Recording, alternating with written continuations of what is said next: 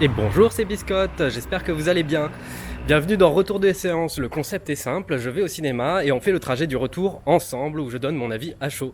Alors aujourd'hui on va voir Sinners de Ryan Coogler. C'est parti, en voiture Simone.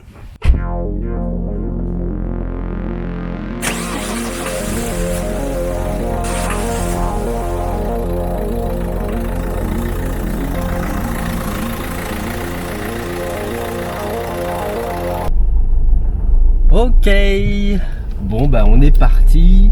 J'ai dû faire un détour mais je sors quand même tout fraîchement de la séance de Sinners.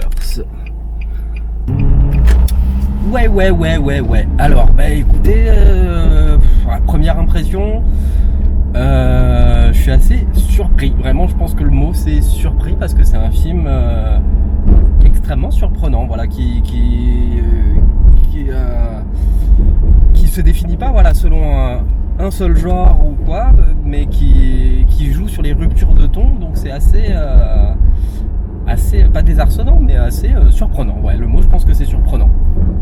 Donc le pitch de Sinners, ça suit donc l'histoire de deux jumeaux, tous deux interprétés par Michael B. Jordan, qui reviennent en fait de Chicago, là où ils ont fait affaire avec Al Capone. Donc on devine qu'ils ont un passé un peu pas très honnête, on va dire, mais en tout cas qui reviennent avec beaucoup d'argent et qui veulent investir pour créer un club de jazz en fait au Mississippi, quoi, en gros.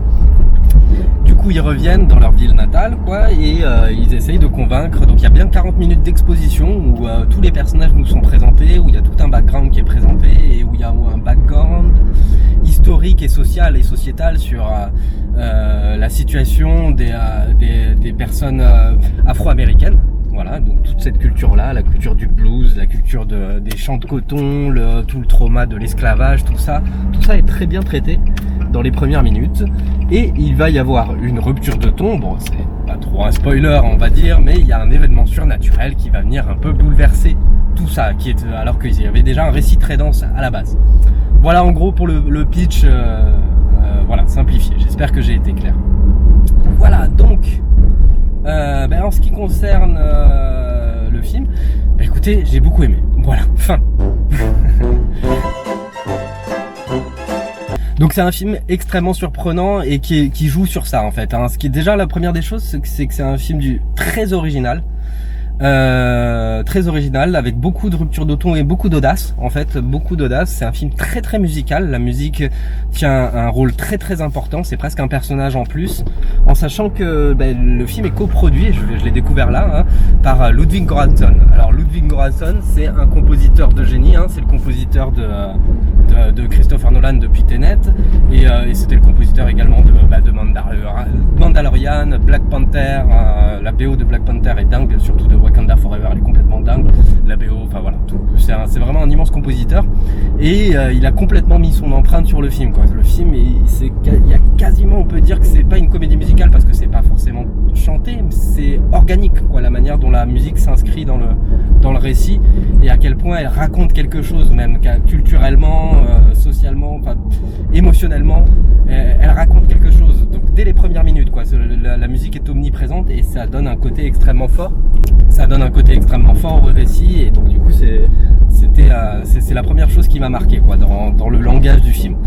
Je pense pas que Ryan Coogler ce soit un plasticien de génie, dans le sens où visuellement c'est pas Jojo, quoi.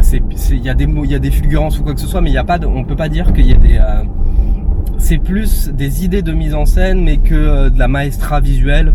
D'autant que des fois la photo par exemple elle est trop sombre, donc ça rend des fois les choses un peu illisibles, etc. Donc il y a beaucoup de choses, voilà, c'est pas toujours génial, mais en revanche il y a beaucoup d'audace de mise en scène et de style, et de cette capacité à vouloir être finalement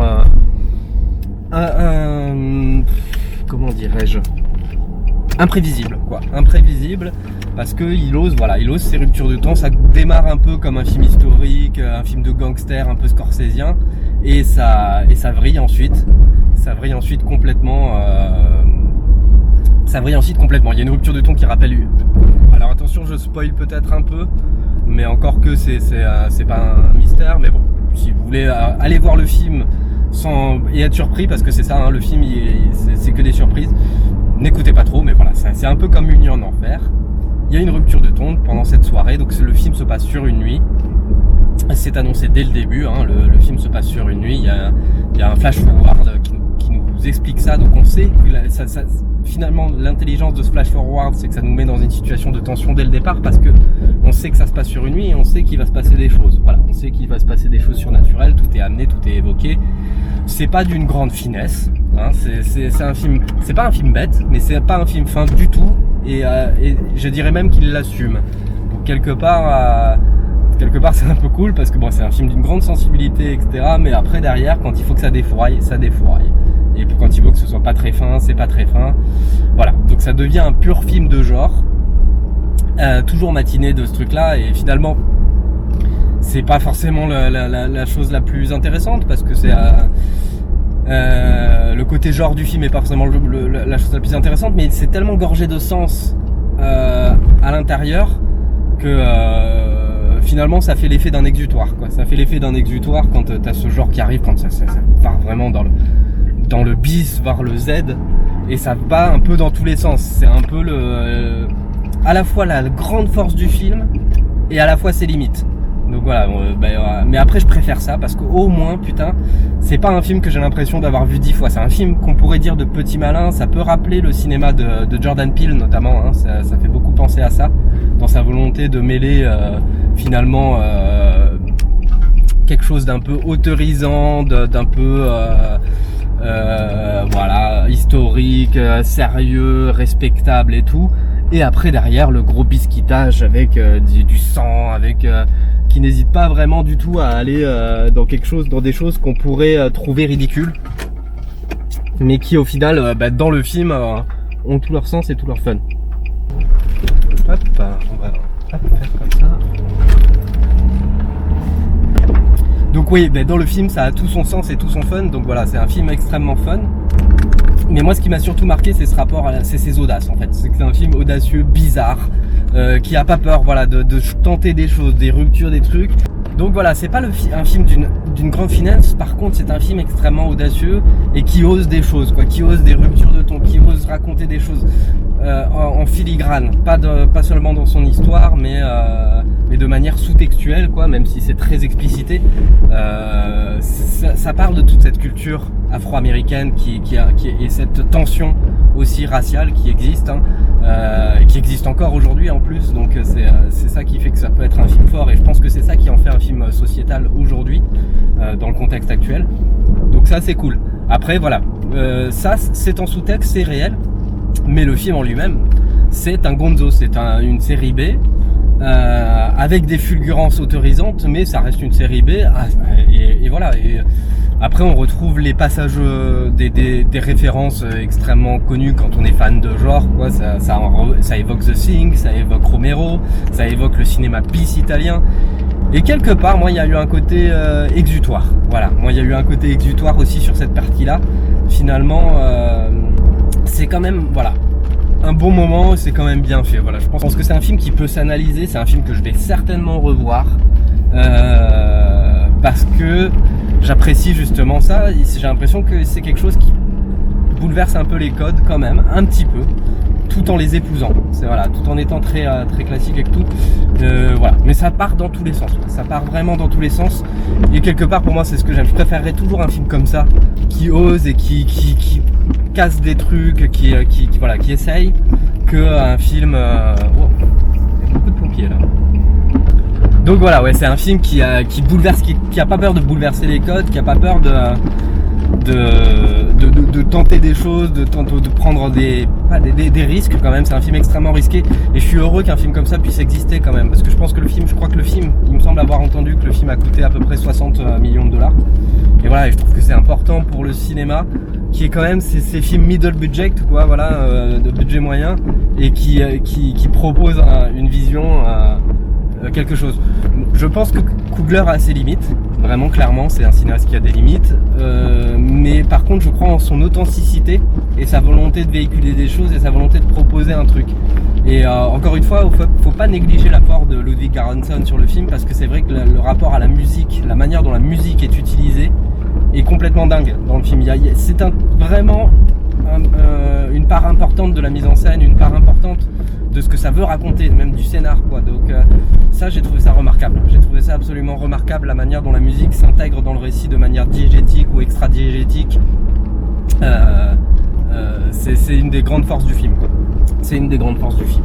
Donc absolument recommandable. Si vous voulez le tenter, n'hésitez pas. Il y a de quoi faire. Voilà, et n'hésitez pas à me dire en commentaire là si vous avez vu le film, si vous avez aimé. Je serais curieux d'avoir des avis parce que je pense que c'est un film qui peut, je sais que c'est un film qui marche beaucoup, mais qui est un film qui peut aussi être clivant. Donc n'hésitez pas à me donner votre avis, quoi. Je suis très curieux d'avoir des avis peut-être contraires ou quoi, ou des avis pour m'éclairer. Moi, c'est un film que je vais étudier, c'est un film que je vais revoir, c'est un film que je vais travailler. Donc voilà, n'hésitez pas, on peut échanger avec grand plaisir. Voilà, et bon voilà, toujours le petit marchand de tapis, n'hésitez pas à vous abonner à la chaîne, je vais essayer plein de formats dont celui-là. Dites-moi si ce format vous plaît, hein, si je continue à le développer, à l'améliorer, tout ça.